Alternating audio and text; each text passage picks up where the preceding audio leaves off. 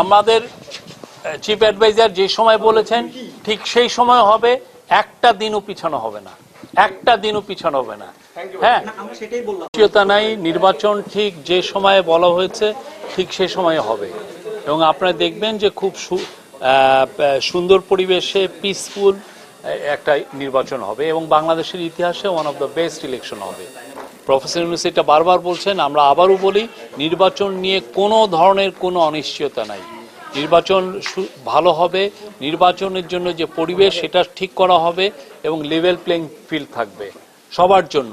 যে কোনো ক্যান্ডিডেট বলতে পারবেন না যে না তার প্রতি অন্যায় করা হচ্ছে বা তার যে ফিল্ডটার লেভেল নাই, সে এই পরিবেশ পাচ্ছেন না। আমরা পরিবেশ নিশ্চিত করব, খুব সুন্দর পরিবেশে ইলেকশন হবে এবং আমি বলছি তো এই নির্বাচন কোনো পিছানোর কোনো নাই, এটা নির্বাচন হবেই এবং খুব ভালোভাবে হবে। এটা হচ্ছে এটা ন্যাশনাল মানে কনসেনসাস কমিশনের সাথে পলিটিক্যাল পার্টিগুলোর সাথে কথা হচ্ছে। আপনার বুঝতে হবে যে কথা কিন্তু সবাই বলছেন, কেউ কিন্তু কথা থেকে বয়কট করছেন না, সবাই খুব ভালো পরিবেশে কর্ডিয়ালি প্রতিদিন কথা বলছেন। অন্যান্য অনেক দেশে এই সমস্ত কথা 2, 3, 4 বছর লেগে যায়, সেখানে আমাদের পার্টিগুলো যেই ধরনের সিনসিয়ারিটি শো করছেন, যার ফলে দেখেন খুব দ্রুত অনেক বিষয়ে ঐক্যমত্য পৌঁছানো হচ্ছে। মোট হচ্ছে আমরা দেখেছি হচ্ছে 8টা বিষয় অলরেডি কনসেনসাসে এসেছে, 7টা বিষয়ে কথাবার্তা হচ্ছে, আর 3টা বিষয় এখনো সেরকম কথা হয়নি।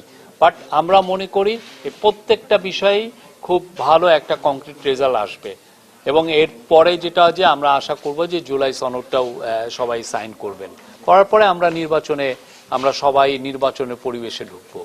এই মনসুনটা এই যে বৃষ্টির সময় শেষ হওয়ার পরেই দেখবেন যে পুরো গ্রামে গঞ্জে বাংলাদেশে আনাচে কানাচে নির্বাচনের হাওয়া বইছে এবং বাংলাদেশে আমি বলবো অনেক বছর বাংলাদেশে ইয়াং ছেলেরা ভোট দিতে পারেন নাই, এবার অনেক ইয়াং ছেলেরাও এই নির্বাচনের ব্যাপারে তারা যথেষ্ট ইন্টারেস্টেড থাকবেন।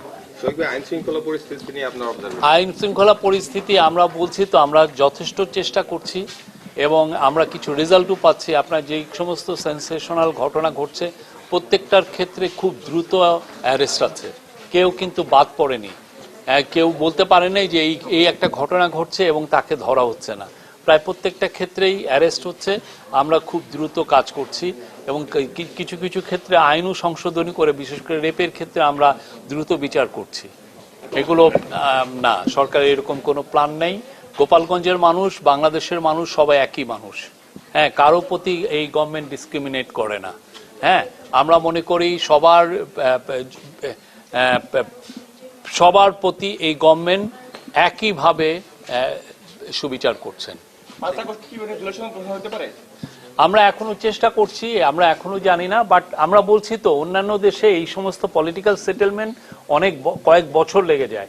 সেখানে আমাদের পলিটিক্যাল পার্টি তারা খুবই প্রতিদিনই প্রায় বসে তারা কথাবার্তা বলছেন এবং আমরা আশা করেছি যে সমস্ত বিষয় এখনো ঐক্যমত্য হয়নি সেই সমস্ত বিষয়ে একটা পার্টিগুলোর মধ্যে এক ধরনের ঐক্যমত্য হবে।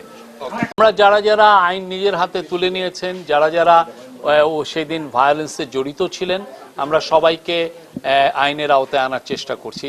অ্যারেস্ট হচ্ছে এবং অনেকে বলছেন যে এখানে হিউম্যান রাইটস ভায়োলেশন। আমরা সমস্ত সাংবাদিকদের বলবো আপনারা গোপালগঞ্জ ভিজিট করেন, দেখেন আমরা সব কিছু নিয়মতান্ত্রিকভাবে লফুলি করছি।